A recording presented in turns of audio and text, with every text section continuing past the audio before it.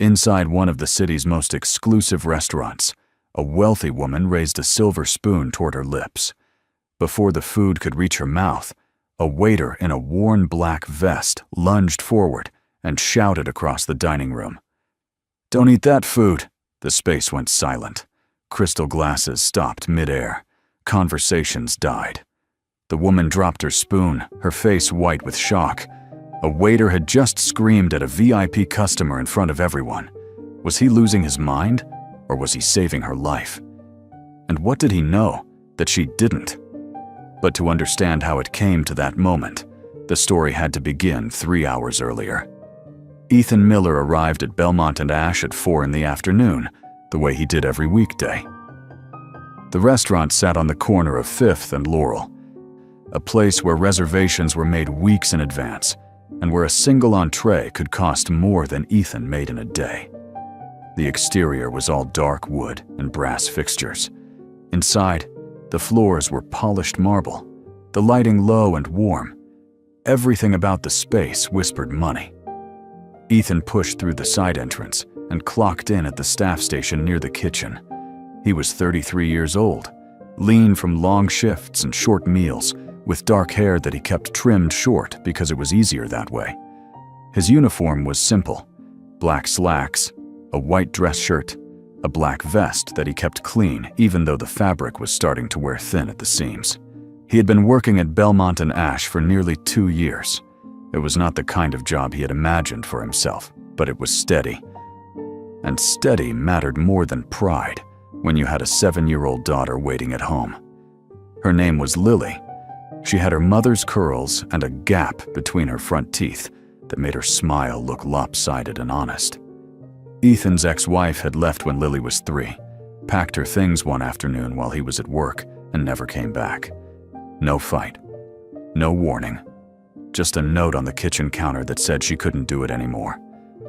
Ethan had read that note so many times in the weeks that followed that the paper had started to tear along the folds. Eventually, he stopped reading it. There was nothing in those words that would change what had happened. So he became a single father. He learned how to braid hair by watching videos on his phone. He learned which cartoons Lily liked and which ones gave her nightmares. He learned how to stretch a paycheck across rent and groceries and after-school care. And he learned how to smile at wealthy strangers who treated him like furniture because that was what the job required. The evening shift started at 5. Ethan moved through the dining room, checking table settings and making sure the water glasses were filled. The restaurant had a strict protocol for everything. Silverware had to be aligned exactly. Napkins folded in a specific way. When a guest arrived, you greeted them by name if they were a regular, and you never interrupted a conversation unless absolutely necessary. The manager, a man named Gregory Hale, had made it clear during Ethan's first week that mistakes were not tolerated. Belmont and Ash had a reputation to protect, and the staff were expected to be invisible until needed. Ethan was good at being invisible. He had learned how to read a table, how to know when someone wanted their glass refilled, and when they wanted to be left alone. He moved quietly, spoke only when spoken to, and never let his exhaustion show. It was a skill he had developed over years of service work, and it kept him employed. By 6:30, the dining room was nearly full. Soft music played through hidden speakers. Conversations blended into a low hum. Ethan was assigned to the West Wing, a section of 8 tables near the tall windows that overlooked the street. He had just finished taking an order from a couple celebrating their anniversary when Gregory appeared at his side. "Table 12 just sat down," Gregory said quietly. His voice was clipped, efficient. "She's a regular. Claire Whitmore, high-priority guest. Make sure everything is perfect." Ethan nodded and glanced toward table 12. The woman sitting there looked to be in her early 40s, dressed in a charcoal blazer and cream-colored blouse. Her hair was pulled back in a sleek bun, and she wore pearl earrings that caught the light when she turned her head. She was already on her phone, scrolling through something with one hand, while the other tapped absently on the table. Ethan approached with a menu and a glass of water. He set both down gently and offered a polite smile. "Good evening, ma'am. My name is Ethan. I'll be taking care of you tonight. Can I start you off with something to drink?" Claire Whitmore barely looked up. She waved a hand toward the menu and kept her eyes on her phone. "Just water is fine. I'll order in a minute." Ethan stepped back and waited near the sideboard. He watched as Claire continued to scroll, her expression distant and preoccupied. After a few moments, she set the phone down and opened the menu, flipping through the pages quickly. She did not read the descriptions. She did not linger over the options. She simply pointed to 2 items near the top of the page and looked up at Ethan. "I'll have the seared scallops and the lobster risotto," she said. Her tone was brisk, businesslike. She was already reaching for her phone again. Ethan pulled out his notepad and wrote down the order. Then he asked the question he was trained to ask, the question that was part of the protocol for every single order. "Do you have any food allergies I should be aware of?" Claire shook her head without looking at him. "No, I'm fine. Just bring it out as soon as possible. I have a call in 20 minutes. Ethan hesitated for half a second. He had learned to trust that hesitation, the small voice in the back of his mind that told him when something was off. But Claire had already dismissed him, her attention back on her phone. He nodded and stepped away, heading toward the kitchen to submit the order. The kitchen at Belmont and Ash was a controlled storm of heat and noise. Chefs moved with precision, calling out orders and plating dishes with the kind of focus that came from years of practice. Ethan handed the ticket to the expeditor and stepped back, watching as the cooks began preparing the scallops and risotto. He had a few minutes before the food would be ready, so he returned to the dining room to check on his other tables. Everything was running smoothly. The couple at table 9 wanted another bottle of wine. The businessman at table 14 needed his check. Ethan moved through the tasks with the same quiet efficiency he always did, his mind already shifting ahead to the next order, the next request. But then he heard Claire's voice. She was still at table 12, her phone pressed to her ear. Ethan was passing by with a tray of drinks for another table when her words cut through the ambient noise of the restaurant. I know, Claire was saying, her voice tight with frustration. Yesterday was a disaster. I didn't realize the shrimp appetizer had actual shrimp in it. I thought it was just flavoring or something. My throat closed up so fast I barely made it to the hospital. They had to give me an EpiPen and keep me for observation. I'm still dealing with the aftermath. Ethan stopped walking. The tray in his hands suddenly felt heavier. He stood there, frozen, as Claire continued talking. No, I'm fine now, she said. But I'm being more careful. I can't afford another trip to the ER this week. I have too much going on. Ethan's chest tightened. He looked down at the ticket in his pocket, the one he had just submitted to the kitchen. Seared scallops, lobster risotto. He knew the menu by heart. He had memorized every dish during his first month at Belmont and Ash, and he knew exactly what went into the lobster risotto. Shrimp stock, shellfish base, the same allergen that had sent Claire to the hospital the day before. His mind raced. She had ordered it herself. She had waved off his question about allergies. She clearly had no idea what was in the dish she had just requested, and now the kitchen was preparing it.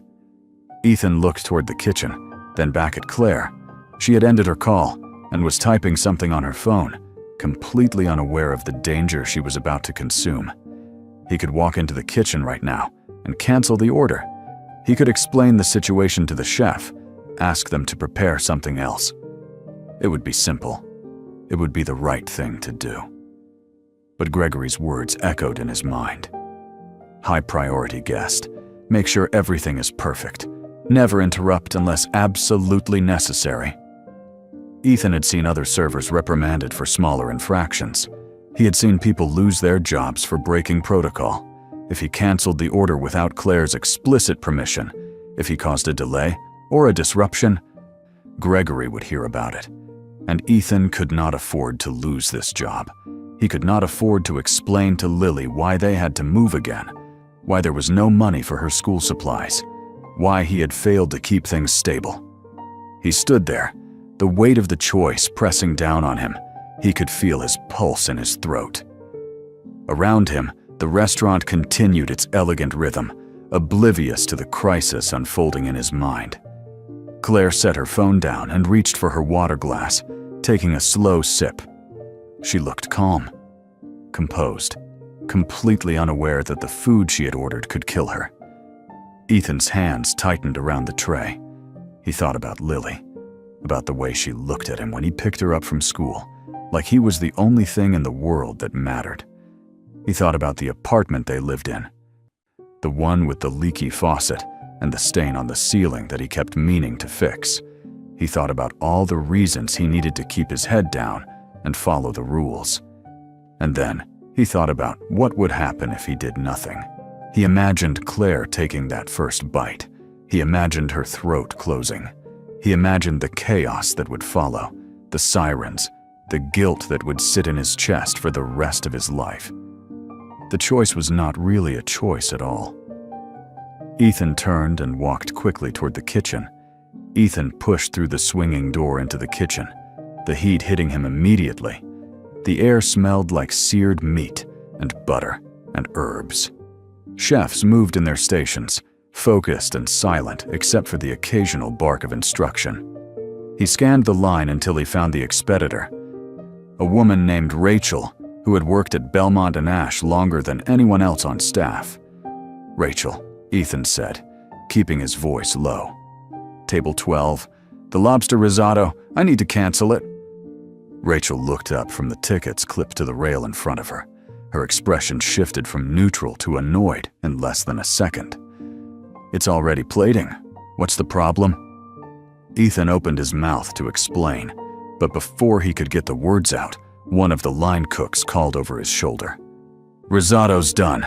Scallops are right behind it." Rachel turned back to Ethan, her eyes hard.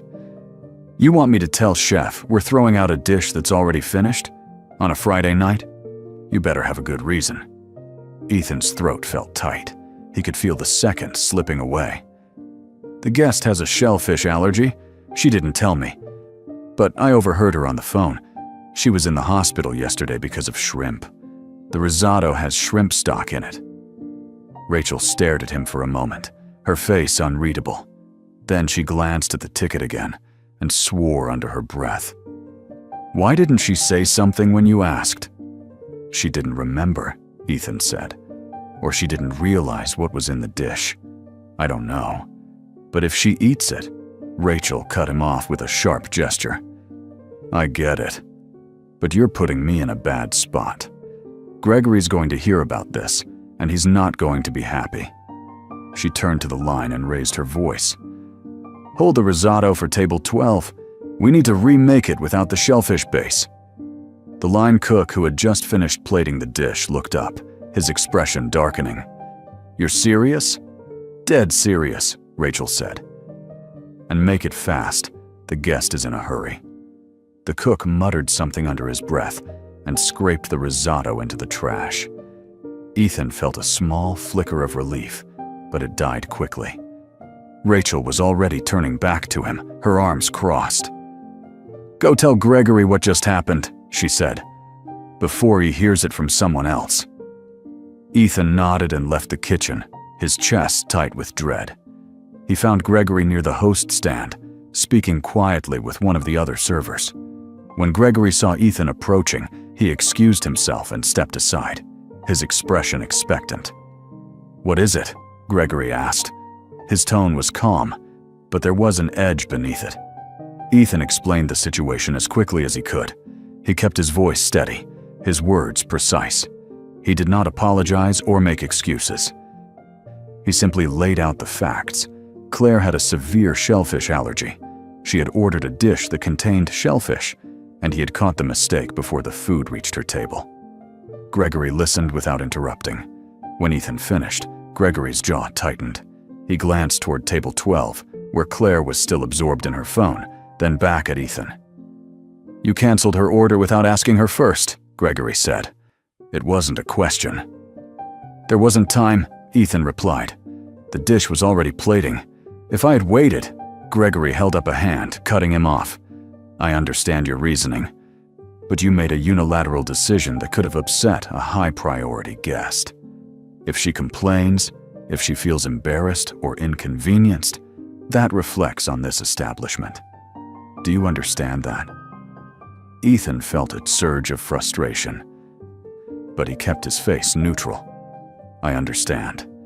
But if she had eaten that food, she could have ended up in the hospital. Or worse." Gregory's expression did not change. He looked at Ethan for a long moment, as if weighing something. Then he nodded once, sharply. "Go back to your section. Make sure everything else runs smoothly. And Ethan, next time, come to me first." Ethan wanted to argue. He wanted to point out that there had been no time for approvals, no time for consultations. But he knew it would not matter. Gregory was not interested in what could have happened. He was interested in what did happen and what it meant for the restaurant's reputation. Ethan nodded and walked back toward the dining room, his hands clenched at his sides. By the time he reached table 12, another server was already there. It was Joel, a younger guy who had started a few months ago. He was holding a tray with Claire's seared scallops, the dish that did not contain shellfish. Joel set the plate down in front of Claire with a practiced smile and stepped back. "Your lobster risotto will be out in just a moment, ma'am," Joel said. "The kitchen is finishing it up now." Claire barely acknowledged him. She picked up her fork and started cutting into the scallops, her phone still in her other hand. Joel glanced over and saw Ethan standing near the sideboard. He walked over, his expression curious. "What's going on?" Joel asked quietly. "Rachel said something about an allergy issue." Ethan nodded, but did not elaborate. He was watching Claire, his stomach knotted with tension. Everything was fine now. The risotto was being remade without the shellfish stock. Claire would never know how close she had come to another trip to the emergency room. The crisis had been averted. But as Ethan stood there, watching her eat, a new worry crept into his mind. What if Rachel had misunderstood? What if the line cook had used the wrong stock by mistake? What if someone in the kitchen had not gotten the message?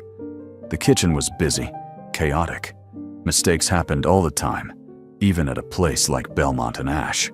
Ethan forced himself to breathe. He was overthinking it. Rachel knew what she was doing. The kitchen staff were professionals. Everything was going to be fine. 5 minutes later, Joel returned with the remade lobster risotto. The dish looked perfect. Steam rising from the plate, the rice glistening with butter and herbs. Joel set it down in front of Claire, who nodded absently and reached for her fork. She was still on her phone, her attention divided between the screen and the food in front of her. Ethan watched from across the room. He told himself to turn away, to focus on his other tables, to let it go. But he could not stop watching. He saw Claire scoop up a forkful of risotto and bring it toward her mouth. And then, just as the fork was inches from her lips, something in his chest snapped. He did not think. He just moved. Ethan crossed the dining room in 6 long strides, weaving between tables and chairs. His heart was pounding. His vision had narrowed to a single point. Claire's hand, the fork, the food that was about to enter her mouth. He did not care about protocol or procedure or the fact that every eye in the restaurant was about to turn toward him. He only cared about stopping her. "Don't eat that food," Ethan shouted.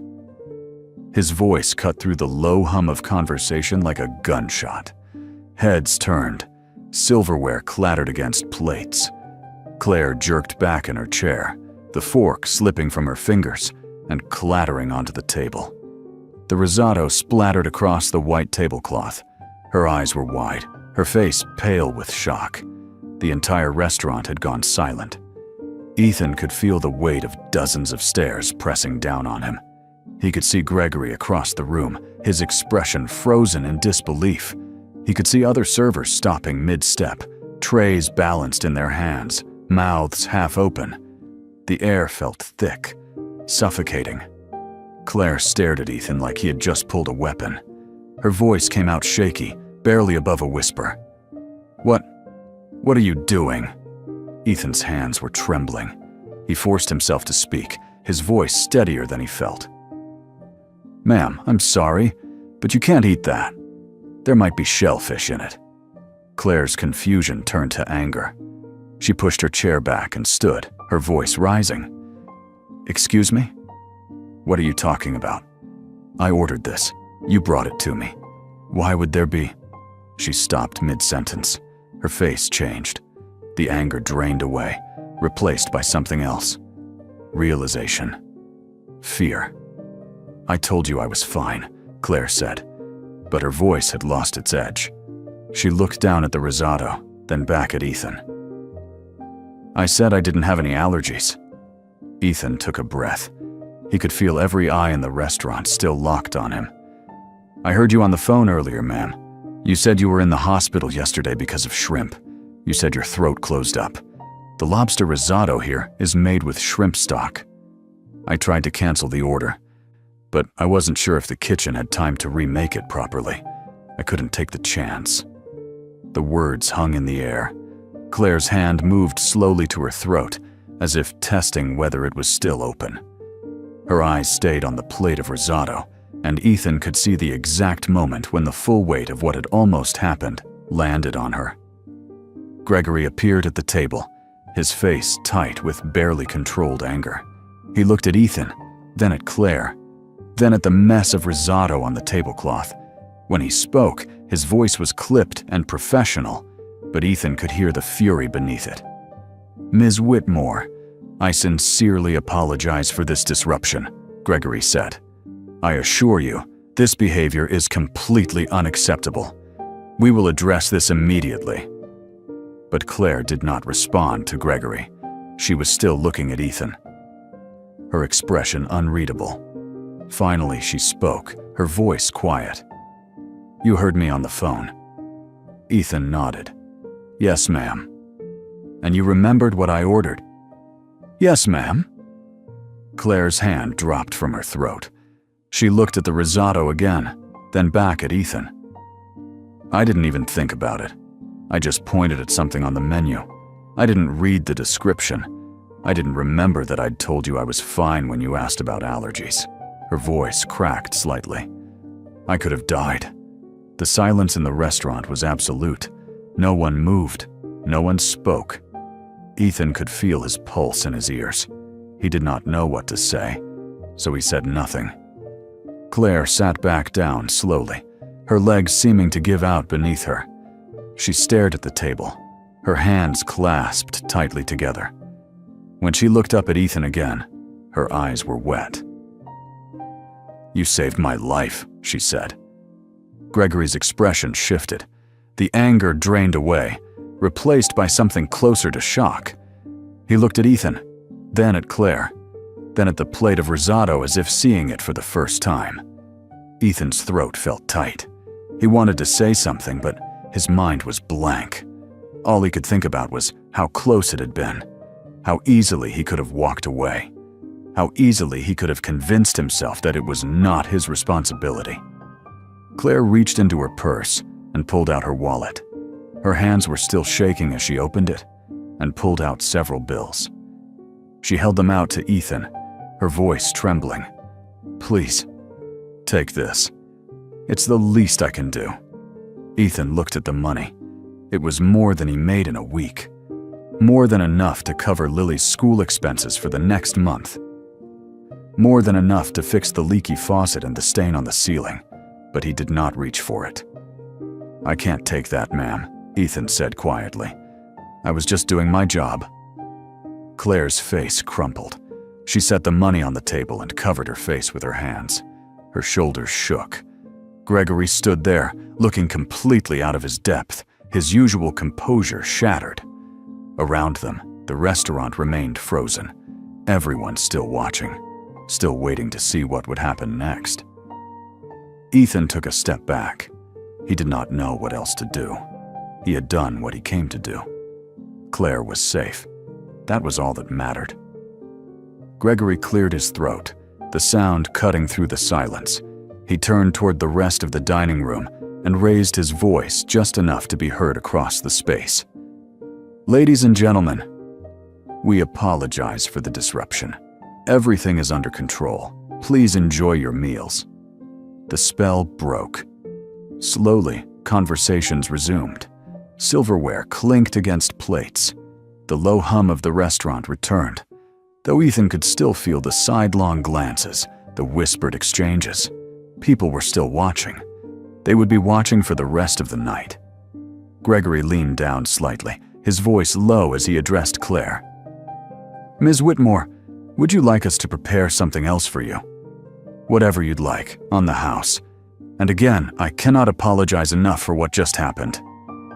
Claire wiped at her eyes with the back of her hand. She shook her head, her voice still unsteady. "No, thank you. But no, I don't think I can eat right now." She looked up at Gregory, then at Ethan. "I just need a moment." Gregory nodded and straightened. He gestured for Ethan to follow him, and the two of them walked toward the back of the restaurant, away from the tables and the lingering stares. When they were out of earshot, Gregory stopped and turned to face Ethan. His expression was difficult to read. There was no anger there anymore, but there was no warmth either. Just exhaustion. "That was reckless," Gregory said quietly. "You could have handled that differently." Ethan met his gaze and did not look away. There wasn't time to handle it differently. If I'd waited another second, she would have eaten it. Gregory's jaw tightened. He looked like he wanted to argue, but he did not. Instead, he let out a long breath and rubbed the back of his neck. "You're probably right. But you need to understand something, Ethan. This place runs on reputation, on discretion. What you did out there, shouting across the dining room, making a scene, that's not how we operate." Ethan felt a flicker of anger, but he kept his voice level. "I understand. But she's alive. That has to count for something." Gregory looked at him for a long moment. Then he nodded, just once. "It does. And I'm not going to fire you. But you need to be more careful. Next time, find a way to solve the problem without causing a spectacle." Ethan wanted to point out that there might not be a next time, that this was not the kind of situation that happened every day. But he knew it would not matter. Gregory was not talking about this specific incident. He was talking about the principle, about maintaining control, about keeping the machinery of the restaurant running smoothly, no matter what. "Understood," Ethan said. Gregory nodded again and walked away, leaving Ethan standing alone near the kitchen door. Ethan leaned back against the wall and closed his eyes. His hands were still shaking. The adrenaline was starting to wear off, leaving behind a hollow feeling in his chest. He had done the right thing. He knew that. But it did not feel like a victory. It just felt exhausting. When he opened his eyes, Joel was standing a few feet away, holding a tray of dirty dishes. The younger server looked at Ethan with something close to awe. "Man, that was insane. I thought Gregory was going to lose it." Ethan did not respond. He pushed off the wall and walked back toward the dining room. He still had other tables to take care of. The night was not over yet. By the time Ethan returned to his section, Claire was standing. She had composed herself, her face calm again, though her eyes were still red. She picked up her purse and the money she had tried to give Ethan earlier. She looked around the dining room, then walked toward the exit. But before she reached the door, she turned and caught Ethan's eye. She mouthed 2 words. "Thank you." Ethan nodded. Claire turned and left, disappearing into the night beyond the glass doors. The restaurant continued around him, indifferent to what had just happened. Orders were taken. Food was served. The rhythm resumed. The rest of the shift passed in a blur. Ethan moved through his tasks mechanically, his mind elsewhere. He kept thinking about the moment Claire's fork had been inches from her mouth. He kept thinking about how easily he could have looked away, How easily he could have told himself it was not his problem. When the restaurant finally closed at 11, Ethan clocked out and walked to the bus stop 2 blocks away. The streets were quiet, the air cool. He sat on the bench and waited, his body aching from the long shift. The bus arrived 10 minutes later, and he climbed on, sinking into a seat near the back. He pulled out his phone and opened the photo app. The most recent picture was from that morning. Lily sitting at the kitchen table, her hair still messy from sleep, holding up a drawing she had made of the 2 of them. She had drawn him taller than he actually was, with a cape. Ethan smiled despite his exhaustion. He had no idea where she had gotten the idea that he was some kind of hero, but she believed it. And that belief meant more to him than anything else in the world. When Ethan got home, the apartment was dark. The babysitter, Mrs. Beaufort Callahan from downstairs, was asleep on the couch with the television on low volume. Ethan paid her and thanked her quietly, and she left without asking any questions. He checked on Lily, who was curled up in her bed, with her stuffed rabbit tucked under one arm. She was fast asleep, her breathing slow and steady. Ethan stood in the doorway for a moment, watching her. Then he closed the door gently and went to his own room. He lay down on the bed without bothering to change out of his work clothes. His mind was still racing, replaying the evening over and over. He thought about Claire's face when she realized what had almost happened. He thought about Gregory's warning. He thought about the money he had refused to take, the money that could have made things easier for a little while. But he had made the right choice. He was sure of that. Money was important, but it was not everything. And he did not want Lily to grow up thinking that doing the right thing was conditional, that it only mattered when it was convenient or profitable. He wanted her to know that sometimes you had to make the hard choice, even when it cost you something. Ethan closed his eyes and tried to sleep, but his mind would not settle. He kept thinking about all the small decisions that had led to that moment. The decision to listen when Claire was on the phone.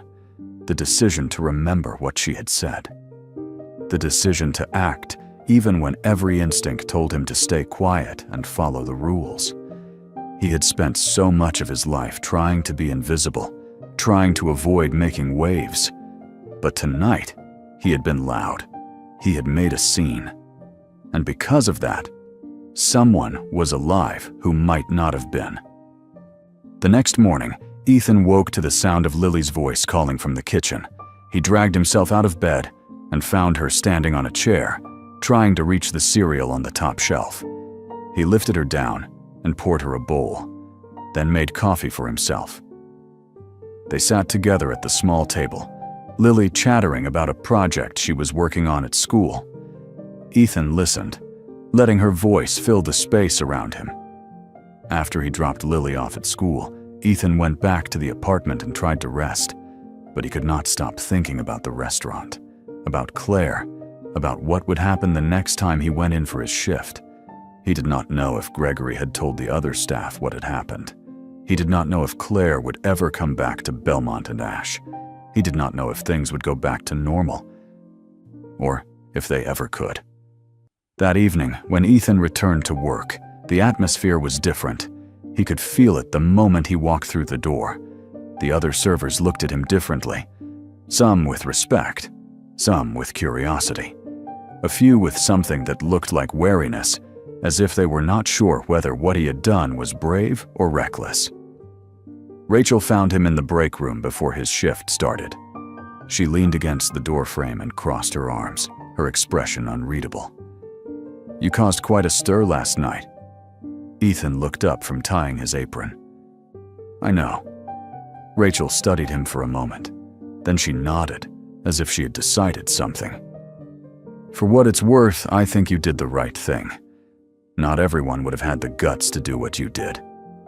Ethan did not know what to say to that, so he just nodded. Rachel pushed off the doorframe and left, and Ethan finished getting ready for his shift. The evening went smoothly. There were no crises, no shouting, no moments where Ethan had to choose between his job and someone's safety. It was just a normal Friday night at Belmont and Ash, but as Ethan moved through the dining room, taking orders and refilling water glasses, he noticed something. People were treating him differently. Not just the staff, but the guests too. Some of them looked at him with recognition, as if they had heard about what had happened. A few even smiled at him, a small gesture of acknowledgement. Near the end of the night, Gregory pulled Ethan aside. He handed him an envelope.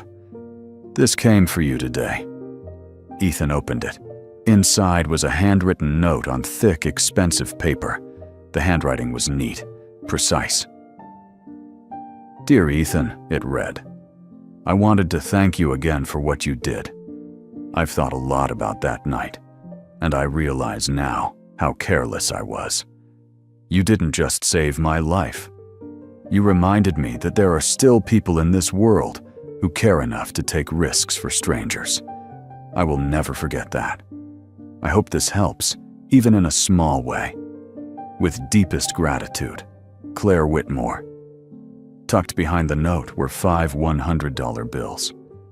Ethan stared at the money for a long moment. Then he folded the note carefully and put it back in the envelope. He did not know if he would keep the money or not. Part of him still felt like taking it would cheapen what he had done. But another part of him thought about Lily, about the things she needed, about the life he was trying to build for her. Maybe accepting help was not the same as being bought. Maybe sometimes it was okay to let someone say thank you. He slipped the envelope into his pocket and went back to work. The restaurant continued around him, its rhythm steady and unchanging. But Ethan knew that something had shifted, even if it was only inside himself. He had made a choice that mattered, and he would carry that with him no matter what came next.